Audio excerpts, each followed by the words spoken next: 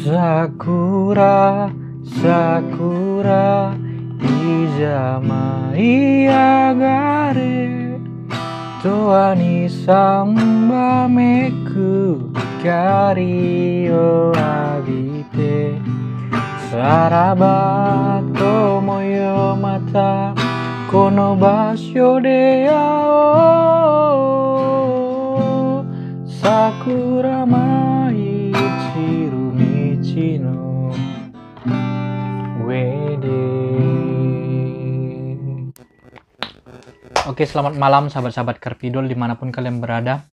Malam ini saya mau bercerita pengalaman saya bisa sampai di negeri Sakura ini. Berawal dari saat saya SMA. Saat saya SMA, sambil sekolah saya sambil kerja di salah satu tempat servis yang ada di Balige, namanya Manru Service. Dulu abang itu bercerita, Joshua nanti kalau nggak bisa kuliah atau nggak sanggup kuliah, udah ke Jepang aja katanya gitu kan. Saya mulai bertanya-tanya sama abang itu tentang program magang ke Jepang. Nah, sesudah saya tamat sekolah 2009, di tahun 2010 saya mulai ikut pelatihan di Medan. Pertama kali itu saya ikut di Yayasan Global Sejahtera Indonesia. Dulu biaya di sana pertama kali masih murah ya. 2010 itu sekitar 19 kalau nggak salah.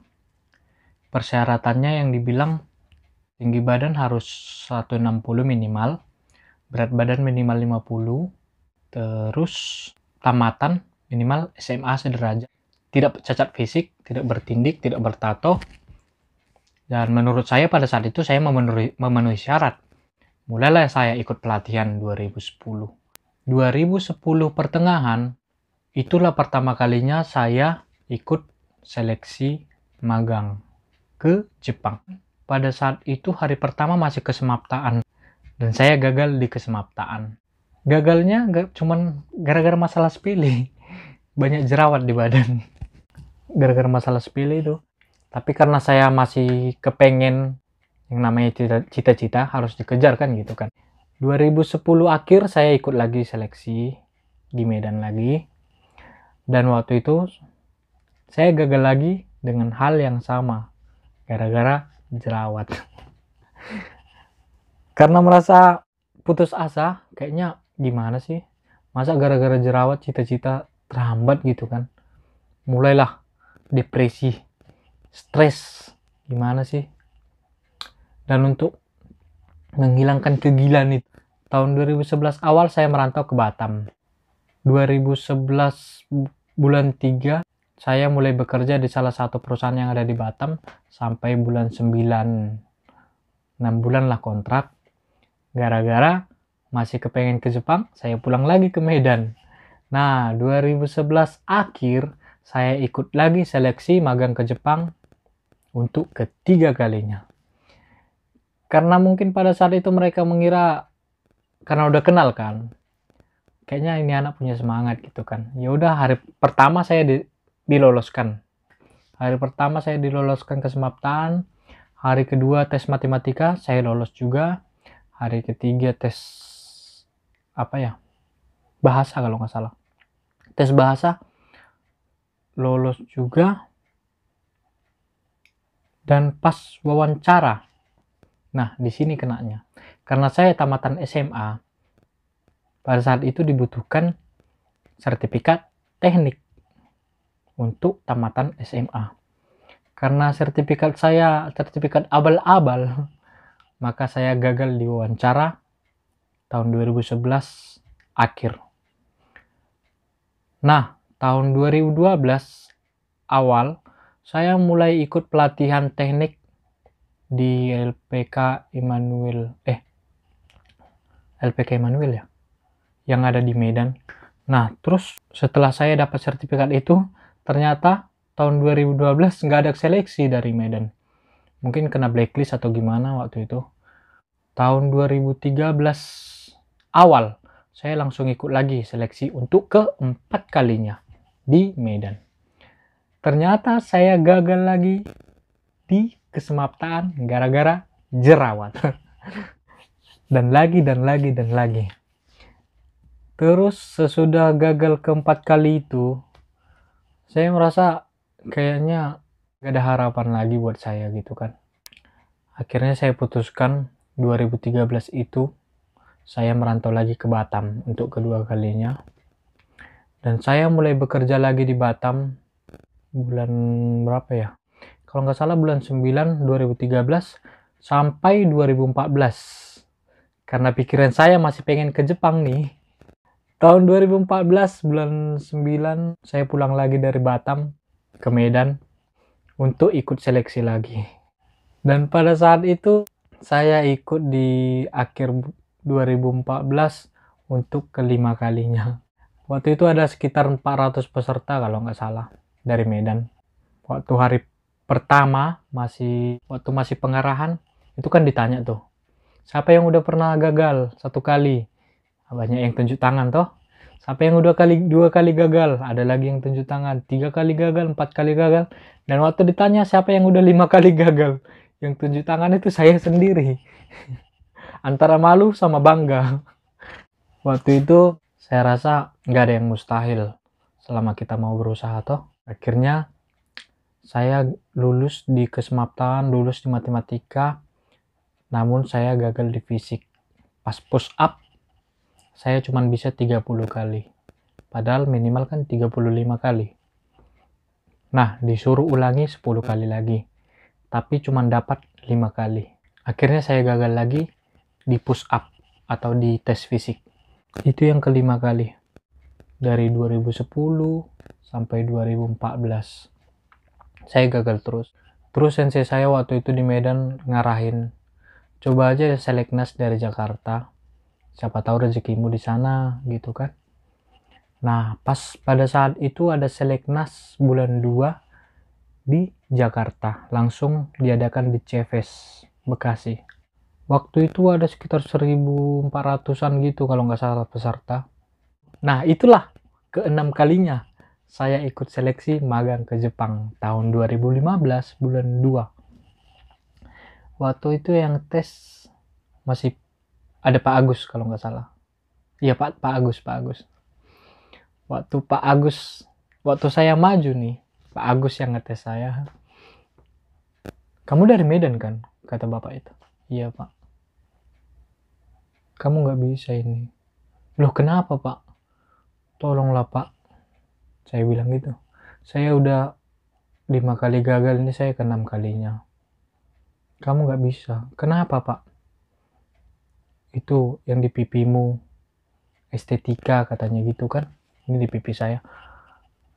Lah ini kan bawaan lahir Pak. Saya dulu sempat lolos di wawancara.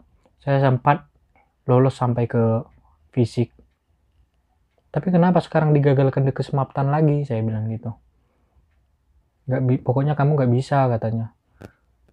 Saya langsung nangis di tempat. Jujur saya nangis waktu itu. Itulah ke-6 kalinya saya gagal. 2015 bulan 2. Sesudah itu, habis seleksi itu, habis gagal itu, saya nongkrong di gerbang Ceves Bekasi dengan paman saya, dengan security yang ada di situ. Terus security-nya cerita, coba dari swasta aja, siapa tahu rezekimu, katanya gitu kan. Tapi saya nggak punya dana, saya bilang gitu. Coba aja dulu konsultasi, saya kenal orangnya katanya kan. Terus saya dikenalin sama seorang sensei yang dari swasta. Sesudah ketemu dengan senseinya waktu itu, senseinya bawa saya ke LPK-nya, terus cerita masalah biaya, dan terakhir ngomongin masalah biaya. Waktu itu sensei itu bilang biayanya berapa ya waktu itu ya, 25. Terus saya mikir dong, 25 juta duit dari mana? Sementara keluarga bisa dibilang kurang mampu lah, bapak udah nggak ada kan gitu kan. Mama saya kerjanya waktu itu cuma berkebun kan. Terus gimana dong? Saya nggak punya duit sensei. Terus gimana dong? Sementara ini untuk pengiriman bulan 4 katanya gitu kan. Ini siswanya butuh mendadak, harus cepat katanya. Mungkin itulah pancingannya. Terus saya bingung. Nah, saya konsultasi sama keluarga-keluarga, gak ada yang mau minjemin duit. Saya ceritalah sama mama saya.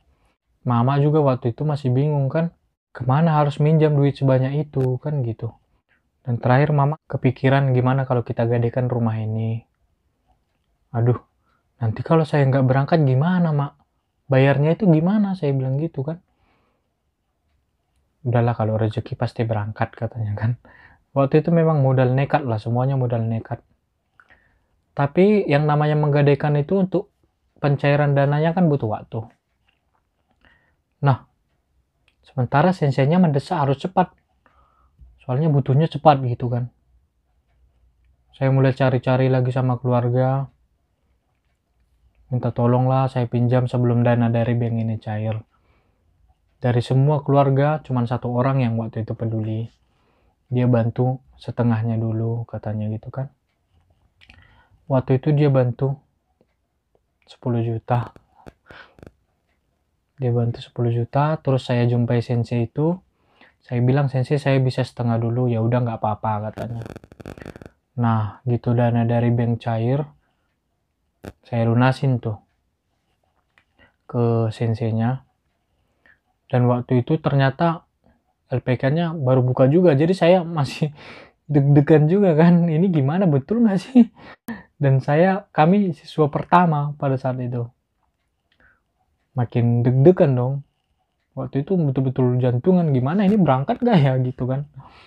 Dan 2015 bulan 3 saya mulai masuk pelatihan di LPK itu. Waktu itu ada sekitar 16 siswa kalau nggak salah. 16 ya. 16 atau 18 gitulah. Kemudian kami diadakan tes ternyata bulan 4. Diadakan tes pengelasan. Sementara saya nggak ada pengalaman ngelas gitu kan. Pada saat itu ada 74 peserta dari berbagai LPK yang datang. Dari 74 ini ternyata yang dibutuhkan cuma 16. Saya mulai bingung. Sementara uang sudah keluar. Saya berangkat gak ini? Kalau saya nggak berangkat, rumah yang di kampung bagaimana? Waktu itu betul-betul berharap lah. Kalau seandainya nggak berangkat, mungkin saya nggak tahu gimana harus bayar cicilan ke bank itu gitu kan. Dan ternyata ya syukur, puji Tuhan. Dari 74 siswa itu, saya lulus seleksi. Waktu itu kami yang lulus 16 orang. Dan kami mulai pelatihan. Mulai bulan 3, kami mulai dididik lagi. Sampai saya berangkat bulan 7 tahun 2015. Mulai bulan 3, kami mulai pelatihan lagi bahasa Jepang. Dan sekali-sekali kami diajarin ngelas. Karena perusahaan di Jepangnya nanti pengelasan katanya gitu kan. Setelah berbagai rintangan, akhirnya saya berangkat ke Jepang tahun 2015 bulan 7. Dan saya menyelesaikan magang saya tahun 2018 bulan 7. 3 tahun. 3 tahun menjadi Kensusei. Masa-masa sulit, susah senang semua saya alami. Tapi ya puji Tuhan, setelah 6 kali gagal, ke-7 kalinya saya lolos. Tahun 2018 saya pulang. Tahun 2019 saya berangkat lagi ke Jepang, dipanggil perusahaan lagi, dan saya bersyukur ternyata semuanya memang indah pada waktunya. Dan sekarang saya pakai visa Tokutei. Untuk mendapatkan visa Tokutei, pengurusan visa Tokutei, nanti kita bahas di video selanjutnya ya. Semoga video ini menjadi motivasi buat kawan-kawan yang masih dalam seleksi atau pengen ikut magang ke Jepang. Jangan patah semangat, semua indah pada waktunya. Itsumo gambatte, gambareba nande mo dakimasu. Kalau bersemangat apapun bisa, oke? Untuk pengurusan visa Tokutei, jangan lupa nonton video selanjutnya. Arigato. Bila kamu menyukai video ini, jangan lupa klik subscribe dan nyalakan loncengnya ya. Terima kasih sudah menonton.